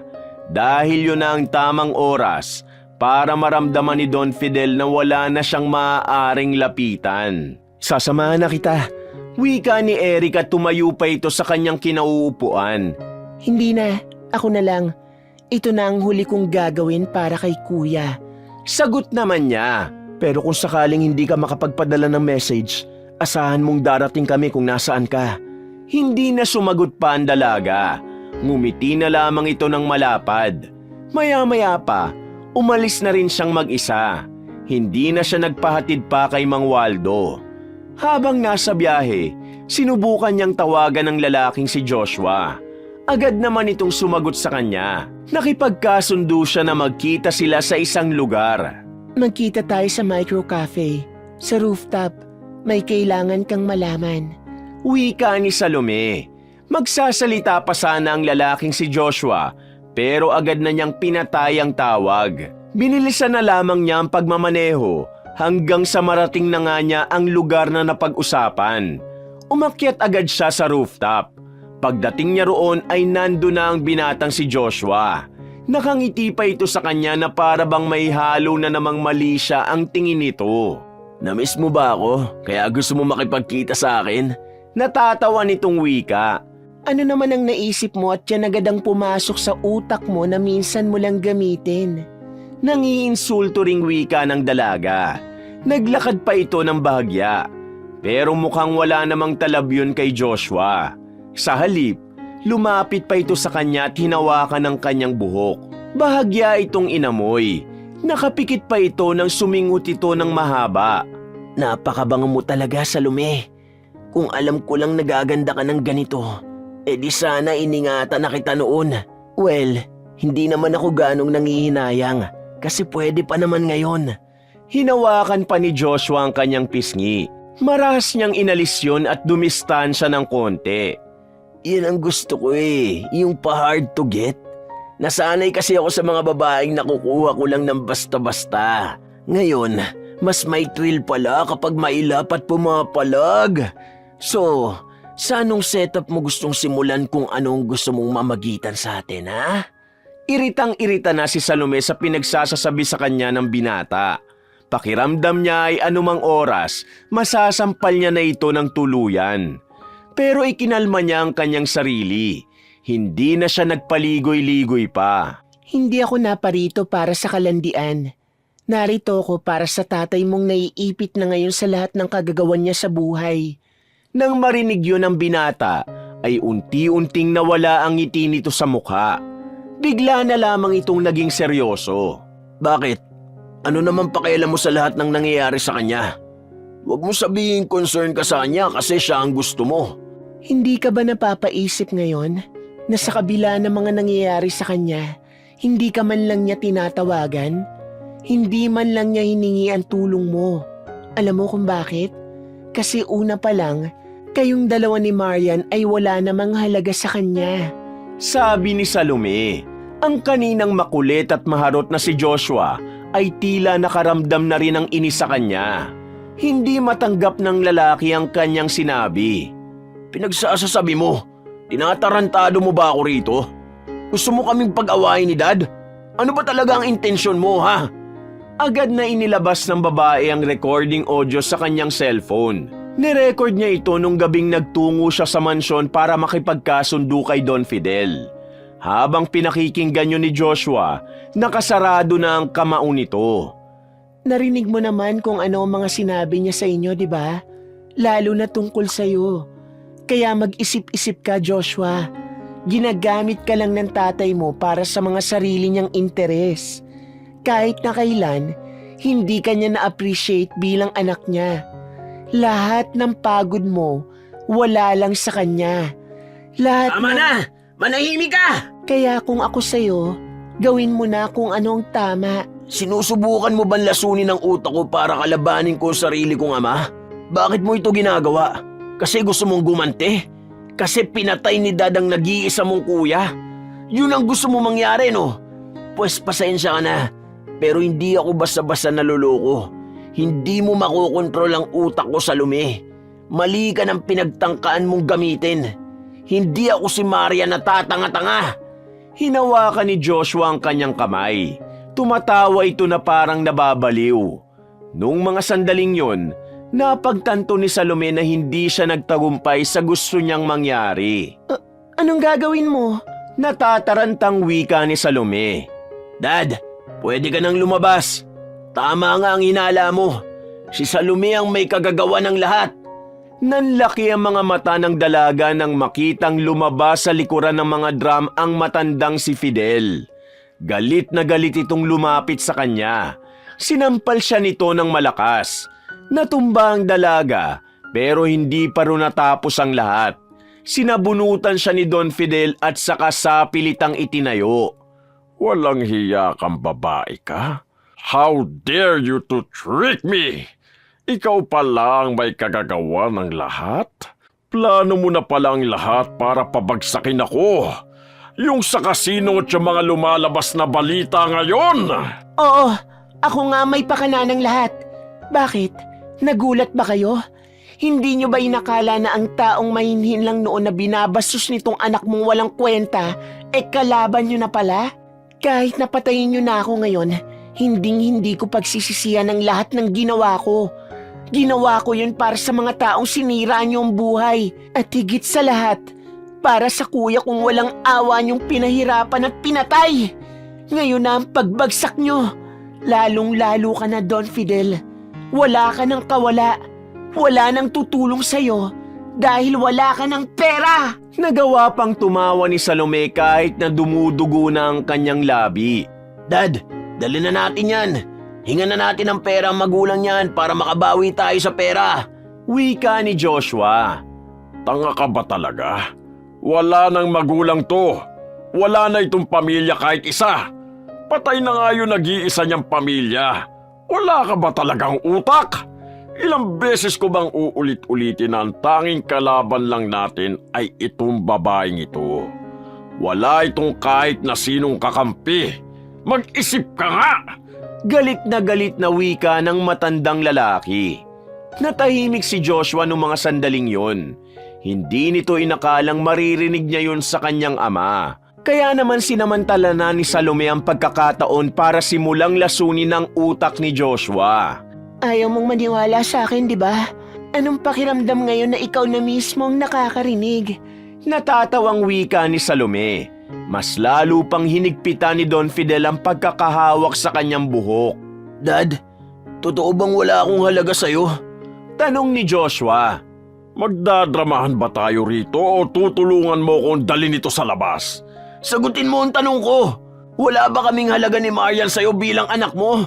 Dugtong pa ni Joshua. Gusto mong malaman ang totoo? Sige, sasabihin ko sa'yo para manahimik ka. Oh, wala kayong silbi sa buhay ko. Lahat ng meron ako ngayon, mag-isa kong pinaghirapan. Kaya para magkaroon ka ng silbi, tulungan mo kong ibaba ito si Salome nang hindi napapansin ng mga tao sa labas. Bakit? Bakit wala kaming halaga sa'yo? Buong buhay mo kami ang kasama mo. Bakit ganito ang tingin mo sa akin? Mararamdaman na ang paggaralgal ng tinig ni Joshua sa mga sandaling yon.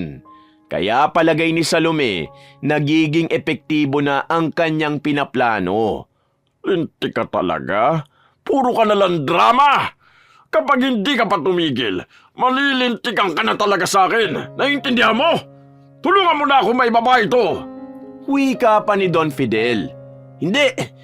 Bahala ka na sa buhay mo. Total wala naman kaming pakinabang sa'yo eh. Bakit pa kita tutulungan? Ilalaglag na kita sa mga pulis. Wala ka pala talagang pagmamahal sa mga anak mo matapos kong magbulag-bulagan sa lahat ng mga kasamaan mo. Buwelta pa ng binata. Pero nagulat na lamang sila nang dumukot na ng baril ang matandang lalaki. Agad nitong itinutok ang baril kay Joshua. Magsusumbong ka? E di kung ganun, wala ka na talagang halaga sa akin. Tatapusin na kita ngayon pa lang! Sige, gawin mo. Tutal mas masahol ka naman sa demonyo. Barili mo ako! Sabi naman ni Joshua. Hindi nagdalawang isip si Don Fidel. Pinaputukan nito si Joshua, pero tinamaan lang sa balikat. Nang tumumba ang binata, saktong nagdatingan na ang mga pulis. Nakatimbre na pala sila sa mga pulis dahil sa sumbong ni Eric. Itaas mo ang kamay mo! Bitiwan mo ang baril na hawak mo! Sigaw ng isang pulis, pero sa halip na sundin ni Don Fidel ang utos ng pulis, ay bigla na lamang nitong hinablot si Salome. Itinutok nito ang baril sa sentido ng dalaga at nagbanta. Sige, kapag may ginawa kayong hindi ko magugustuhan, ipuputo ko ito sa ulo ng babaeng ito! Wika ng Don. Wala ka na talaga sa katinuan. Nang dahil sa yaman at kapangyarihan, pati ang anak mo ay sinaktan mo. Wika ni Eric. Gusto nitong lumapit pero wala silang magawa. Isang kalabit lang ni Don Fidel ay maaaring mawala sa kanila si Salome. Manahimik ka kundi puputukan ko to! At kayo lahat, ibaba ninyo ang mga baril ninyo. Paalisin nyo kami ng walang gulo. Kung hindi, hindi rin ako magdadalawang isip na iputok sa babaeng ito ang baril na ito. Sige, sinasabi ko sa inyo! Sinunod ng mga pulis ang gustong mangyari ni Don Fidel. Binaba nila ang kanilang mga armas at nagbigay daan. Hanggang sa makababa na sila sa ground floor at makarating sa parking lot, walang ginawang kahit na anong hakbang ang mga pulis na maaaring maglagay kay Salome sa alanganin. Isinakay siya ni Don Fidel sa sasakyan at agad na silang umalis. Subukan mo lang gumawa ng kahit na anong hindi ko gusto. Ibabangga ko ang sasakyan na ito at sabay tayong mamamatay. Hindi na nakapagsalita si Salome. Kahit na anong tapang niya, mas pipiliin pa rin naman niyang mabuhay. Kaya naman hinayaan na lamang niya si Don Fidel na gawin kung ano man ang gusto nito. Kampante naman na siyang masusundan sila ni Eric dahil sa tracking device na inilagay niya sa kwelyo ng kanyang damit. Mga ilang sandali lang, nakarating na rin sila sa abandonadong warehouse. Mukhang madalas na pinupuntahan ni Don Fidel yon dahil alam nito ang pindutan ng ilaw. Nang magliwanag na sa loob, agad siya nitong iginapos sa haliging bakal. Tignan lang natin kung masundan ka pa nila rito. Kahit na saan tayo magpunta, hindi ka tatantanan ng batas. Kaya kung ako sa'yo, sumuko ka na at aminin mo ng lahat ng ginagawa mong kasamaan. May hangganan ng lahat, Don Fidel. At nalalapit na ang hangganan mo. Sabi naman ni Salome. Wala akong pakialam sa hangganan na sinasabi mo. Kung ito ang hangganan ko, isasama kita sa katapusan ko. Bakit? Papatayin mo ko ngayon? Tingin mo kapag pinatay mo ko may magbabago? May babalik mo ba ang lahat ng nawala sa'yo? Sa ginawa mo, siguradong wala ka ng mga anak na kakampi sa'yo. Wala ka ng yaman. Wala ka na ring kapangyarihan. Ang ibig sabihin lang nun, isa ka na lang pangkaraniwang tao ngayon. Pero kung susuko ka, marami ka pang pwedeng gawin. Pwede mo pang baguhin ang lahat. Pwede ka pang makabawi sa... Hindi na naman nakapagpigil ang matandang lalaki. Sinampal na naman ito ng malakas si Salome. Dahilan para dumugo na naman ang ibabaw ng labi ng dalaga. Nakakaramdam na rin ito ng pagkahilo. Isasama kita sa impyerno. Hindi ako papayag na ako lang ang mamamatay. Isasama na kita! Itinutok na ni Don Fidel ang baril sa kanya. Nang kalabitin na nito ang gatilyo, himalang hindi yun pumutok. Ilang beses pa nitong kinalabit pero walang nangyari. Maya-maya pa, nakita na lamang nilang nagdatingan na mga pulis. At dahil hindi mapaputok ni Don Fidel ang baril, ang tanging naisip na lamang nito ay tumakbo. Pero huli na ang lahat. Nakapasok na ang mga pulis habang nakatuto kay Don Fidel ang mga baril ng mga ito. Huwag kang kikilos sa masama! Ibaba mo ang baril mo! Sigaw na naman ng isang pulis. Napilitan na lamang ito na ibaba ang baril. At sa huli, wala na itong nagawa nang dumugin siya ng mga pulis at lagyan siya ng posas. Agad namang nilapitan ni Eric ang dalagang si Salome, na nung mga sandaling yon, nawalan na lang din ng malay. Nagising na lang din ang dalaga na nasa ospital na siya. Nararamdaman niya ang hapdi ng labi niya dahil sa gamot na inilagay ng nurse. Pagtingin niya sa gilid, naroon ang binatang si Eric at ang matandang si Waldo. Mabuti naman at nagising ka na. Kumusta ang pakiramdam mo? Tanong ni Eric sa kanya. Ayos naman ako. Wala nang pagkahilo ko pero mahapdi ang labi ko. Teka, anong nangyari kay Don Fidel? Tanong niya ng may halong pag-aalala. Nasampahan na siya ng patong-patong na kaso. Dinakip na siya ng mga pulis at saka ikinulong. Iha, tapos na ang laban natin. Nanalo na tayo. Wika naman ni Mang Waldo. Hindi na naiwasan ni Salome ang mapaiyak.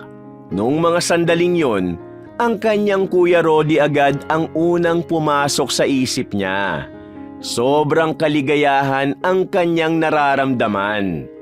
Makalipas ang ilang araw, dumating na rin ang Kapaskuhan. Para kay Salome, wala nang mas mahalagang regalo para sa kanya kundi ang hustisya na nakamit nila. Sa ngayon, nasa harapan sila ng puntod ni Rodi. Dito naisipan ni Salome at Eric na idaos ang Noche Buena. Kuya, Merry Christmas. Si Eric ang kasama ko. Narito kami. Tinupad na namin yung pangako namin. Sana masaya ka na dyan sa langit. Maraming salamat, Kuya. Ikaw ang dahilan kung bakit ako naging matatag na tao. Naiyak na lamang si Salome. Naramdaman na lamang niya ang kamay ni Eric na tinatapik-tapik siya sa balikat. Kahit na iba na ang Paskong yon para kay Salome, pakiramdam niya ay kasama pa rin niya ang kanyang kuya. At ngayong wala na ang tinik sa kanyang buhay, masasabi niyang makakapagsimula na rin siya ng panibagong buhay. Wakas!